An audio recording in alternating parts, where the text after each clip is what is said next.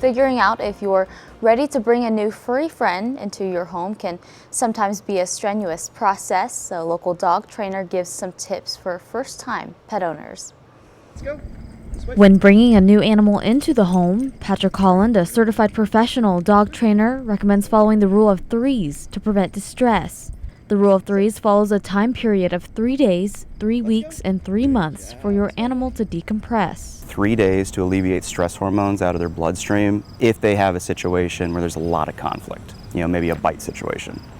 3 weeks is it takes 3 weeks to establish a new routine, and 3 months is about the 3 months it takes to establish comfort in a new environment.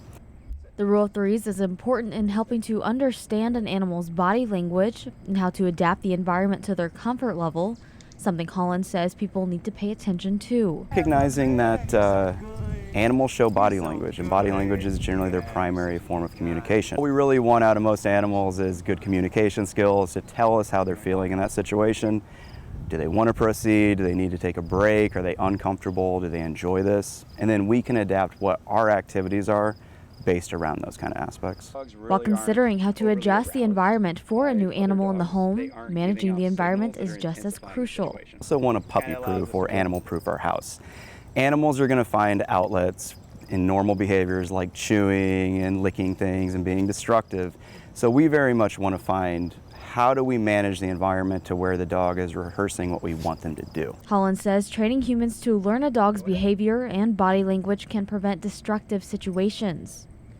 Animals are sentient beings, they require consent.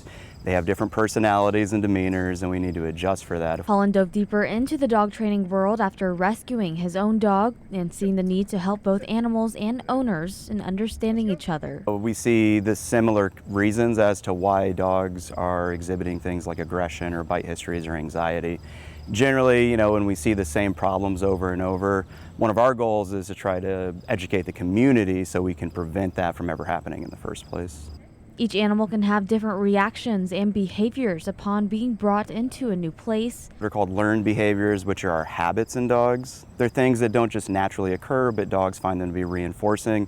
And it's similar with people and other animals as well. Dogs don't just naturally pull on leashes. They find by pulling on a leash, it leads to some positive outcome. Holland recommends first getting with a trainer to follow an educated regimen. Get with a good trainer immediately, so that way they can coach any client up on why we're doing certain things, what kind of techniques we want to use and methods, and just understanding their dog better.